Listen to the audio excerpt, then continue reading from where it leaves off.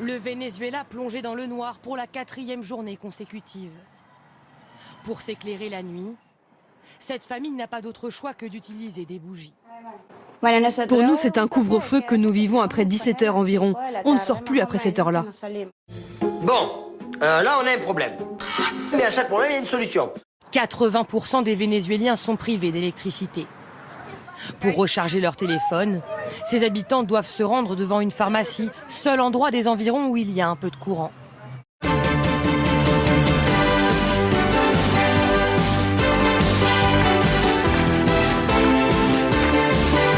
Commerce, transport, hôpitaux, le pays est paralysé. Au moins 15 personnes malades du rein seraient mortes faute de dialyse dans des hôpitaux où les groupes électrogènes auraient mal fonctionné. Dans certaines villes, l'eau a aussi été coupée. Ces habitants vont en chercher directement à la rivière. C'est un spectacle idéal pour les possesseurs de drones. Ces derniers jours, les eaux du lac Berryessa en Californie ont été évacuées par ce trou géant de plus de 20 mètres de diamètre. Cette structure a été construite derrière un barrage pour limiter les crues en période de fortes intempéries. Les suites de l'enquête sur le crash hier d'un Boeing 737 MAX de la compagnie Ethiopian Airlines, un avion de dernière génération. 9 Français figurent parmi les 157 victimes. Au lendemain du drame, de nombreuses compagnies ont décidé d'immobiliser leur flotte de 737. La conception de l'appareil serait en cause. Abdelaziz Bouteflika renonce à se présenter à un 5e mandat. Dans un message à la nation, le président algérien annonce le report de l'élection sans donner de nouvelles dates. Il promet une nouvelle constitution et change de Premier ministre. Mais pour l'heure, il reste au pouvoir.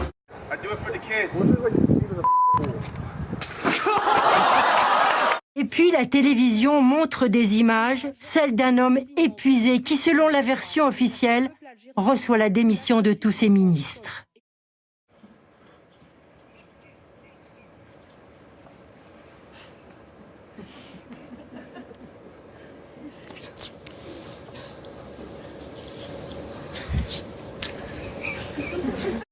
Les Algériens n'ont pas tardé à exprimer leur joie. Dans les rues d'Alger, les klaxons, signes d'approbation, résonnent, mais certains restent prudents.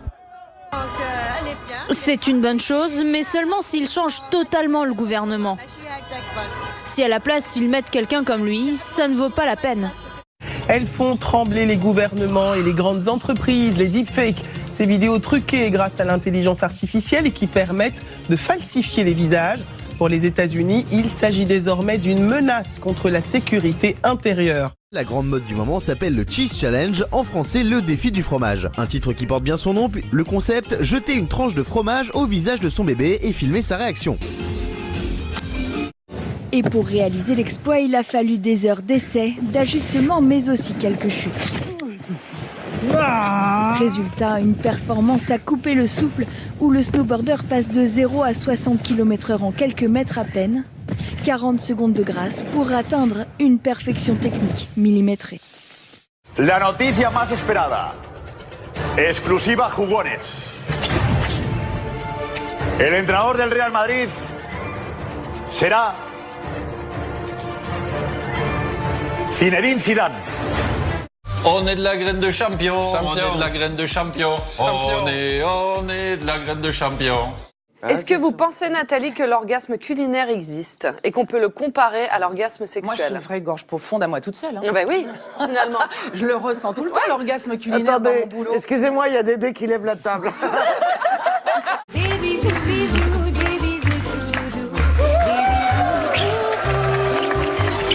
Je n'ai eu que 4 partenaires depuis le début de ma vie sexuelle, mais je suis très gênée, car tous m'ont fait la même remarque. Il paraît que je suis très bruyante lorsque je fais l'amour. J'ai la chance de ressentir beaucoup de plaisir, et je ne m'étais jamais posé de questions là-dessus, jusqu'à ce que mon dernier copain en date me le fasse aussi remarquer. Rugir de plaisir. Rugir de plaisir. Vous êtes plutôt levrette ou raclette, du coup? C'est levrette. Et plutôt cuni ou sushi? Hein? Cuni ou sushi? Gay, dans le cuni, j'ai du mal. À nu. Gaston, viens me voir, viens. Il vient tous les jours? Il est là tout le temps. Depuis 3 semaines, il est là. Il fait le tour de la maison, il me bouffe tout ce qu'il y a à manger sur le contour de la maison.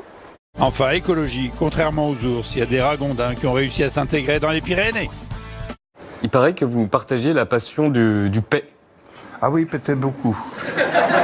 Mais on avait des recettes pour le paix.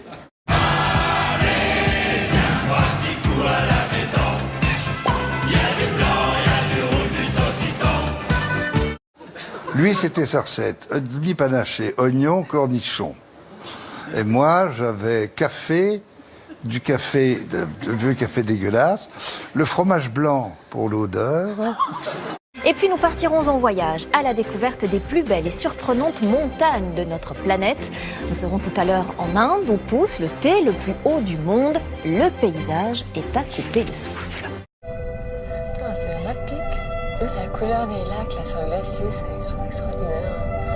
C'est bleu turquoise. J'ai regardé une trace là-bas. Le ski, tu vois, ouais, c'est là-haut, ouais. En fait, c'est... Je pensais que ce serait plus étroit que ça, en fait. Oh, il y a quand même pas beaucoup de place, hein, faut pas être trop... Ouais, long, mais hein. enfin, ça va.